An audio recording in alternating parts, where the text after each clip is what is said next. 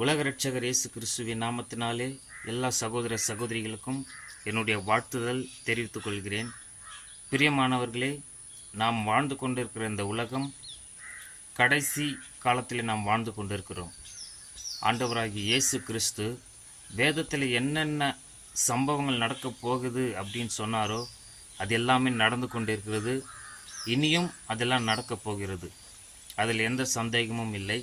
ரட்சிக்கப்பட்ட அபிஷேகம் பெற்ற பிள்ளைகள், சபைக்கு போகின்ற பிள்ளைகள் இந்த கடைசி காலத்திலே ஒரு முக்கியமான விஷயத்தை நம்ம தெரிஞ்சுக்கணும். அது என்னென்னா, சபைக்கு போகிறோம், நிறைய பிரசங்கங்களை கேட்குறோம், யூடியூப்பில் பிரசங்கங்களை கேட்குறோம், டிவியில் பிரசங்கங்களை கேட்குறோம், வெளியில் பிரசங்கம் கேட்குறோம். அது எல்லாமே சரியான சத்தியமா அப்படின்னு நம்ம யாரும் யோசிக்கிறது இல்லை. ஏன்னா பிரசங்கங்கள் பல வகையில் பிரசங்கிக்கிறவர்கள் இருக்கிறாங்க. அறிவுபூர்வமாக பேசுகிறவங்க இருக்கிறாங்க, உணர்ச்சியை தூண்டுற மாதிரி பேசுகிற பிரசங்கங்கள்லாம் இருக்குது. நிறைய பாயிண்டெல்லாம் எடுத்து பேசுவாங்க, ஆனால் அது என்ன பேசுகிறாங்கன்னு கூட தெரியாது. அந்த வேகத்தில் பேசும்போது இவ்வளோ நல்லா பேசுகிறாங்களே அப்படின்னு தான் நம்ம எல்லாம் கேட்டுட்டு இருப்போம். ஆனால் அது கரெக்டாக பேசுகிறாங்களான்னு நம்ம நிதானித்து அறியணும். பவுல் 2 கொரிந்தியர் 10வது அதிகாரத்தில் பார்த்தீங்கன்னா, அந்த சபைக்கு எழுதும்போது, தேவனை அறிகிற அறிவுக்கு விரோதமாக எழும்புகிற எந்த எண்ணத்தையும் சிறைப்படுத்துகிறவர்களாக இருக்கணும் அப்படின்னு எழுதுகிறார். அப்போ தேவனை அறிகிற அறிவுக்கு விரோதமான எண்ணங்கள் எத்தனையோ இருக்குது. தேவனை யாரும் முழுசாக அறிஞ்சிக்கக்கூடாது, அவரை பற்றி தெரியக்கூடாது அப்படின்ற பொல்லாத ஆவிகள், இருளின் ஆவிகள்லாம் செயல்பட்டு கொண்டிருக்கிறது. அப்போது இயேசு சொன்னபடி கடைசி காலத்தில் பார்த்திங்கன்னா அநேக கள்ள போதகர்கள், அப்போது அவங்க போதிக்கிறது பார்த்திங்கன்னா சரியான போதிக்கிறாங்களா தப்பாக போதிக்கிறாங்களா அப்படின்னு நம்ம தெரிஞ்சுக்கணும். அதுக்கு என்ன, எப்படி கண்டுபிடிக்கிறது, எப்படி தெரிஞ்சுக்கிறது அப்படின்றது எனக்கு தெரிஞ்ச சில விஷயத்த உங்களுக்கு சொல்கிறேன். முதல்ல பார்த்திங்கன்னா, இயேசுவை மையப்படுத்தி அவங்க பேசணும். வேதத்தில் மொத்தம் 66 புஸ்தகம் இருக்குது. ஆதி ஆகமத்திலிருந்து வெளிப்படுத்தின விசேஷம் வரைக்கும் பார்த்திங்கன்னா 66 புஸ்தகம் இருக்குது. அந்த 66 புஸ்தகமும் பார்த்திங்கன்னா இயேசுவை மையப்படுத்தி தான் எழுதப்பட்டதே தவிர இயேசு இல்லாமல் எந்த புஸ்தகமும் இருக்காது. அப்போ ஒரு பிரசங்கம் சரி, இயேசுவை மையப்படுத்தி தான் பேசணும், இயேசுவை சார்ந்து தான் பேசணும். இயேசு இல்லாமல் எந்த பிரசங்கமும் பிரசங்கிக்கிறாங்கனாக்கா அது ஒரு கள்ள போதனைன்னு தான் சொல்லணும். அது ஒரு கள்ள பிரசங்கம்.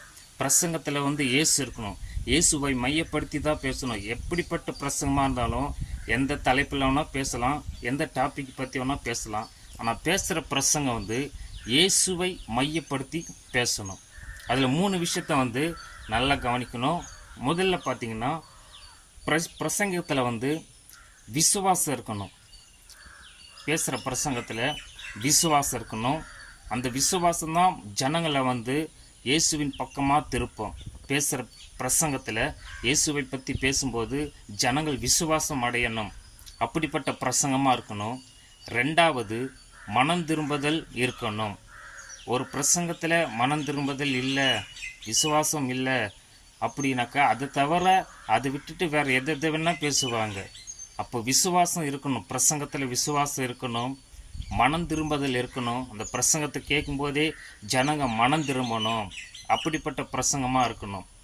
3வது, மறுரூபமாகிற ஒரு அனுபவம் எல்லாருக்கும் இருக்கணும் இந்த பிரசங்கத்தில். இது 3மே இருக்குதுனாக்கா அந்த பிரசங்கம் சரியான ஒரு பிரசங்கம். முதல்ல பாருங்கள், இயேசுவை மையப்படுத்தி பேசணும். அதில் 3 விஷயம்: விசுவாசம் இருக்கணும், மனம் திரும்புதல் இருக்கணும், மறுரூபமாகக்கூடிய அனுபவம் இருக்கணும். அப்போஸ்தலர் நடபடிக்கையில் 10வது அதிகாரத்தில் பார்த்திங்கன்னா, பேதுரு பிரசங்கம் பண்ணி கொண்டிருப்பார். அவர் பிரசங்கம் பண்ணி கொண்டிருக்கும் போதே எல்லாரும் பரிசுத்த ஆவினால் நிரப்பப்படுவாங்க அப்படின்னு நம்ம வாசிக்கிறோம். அப்போது இந்த பிரசங்கத்தில் கண்டிப்பாக மனம் திரும்புதல், விசுவாசம், மறுரூபமாகக்கூடிய அனுபவங்கள் இதெல்லாம் கண்டிப்பாக இருக்கணும். இந்த கடைசி காலத்தில் இருக்கிற தேவ பிள்ளைகளே, நீங்கள் எத்தனையோ பிரசங்களை கேட்குறீங்க, ஜாக்கிரதையாக கேளுங்க. அந்த பிரசங்கத்தில் இயேசுவை மையப்படுத்தி பேசுகிறாங்களா, இயேசுவை சார்ந்து பேசுகிறாங்களா, இல்லை இயேசுவை விட்டுட்டு வேறு எதெல்லாம் பேசுகிறாங்களா அப்படின்னு நீங்கள் கொஞ்சம் கவனிச்சுக்கோங்க. உங்களை நீங்களே பாதுகாத்துக்குங்க. ஆண்டவருடைய தேவ கிருபை, பரிசுத்த ஆவியானவருடைய துணை எப்பவுமே உங்கள் கூடவே இருக்கும். இந்த வீடியோ பிடிச்சிருந்தாக்கா நீங்கள் கமெண்ட்டில் சொல்லுங்கள். தேங்க்யூ. கர்த்தர் உங்களை ஆசீர்வதிப்பாராக. ஆமீன்.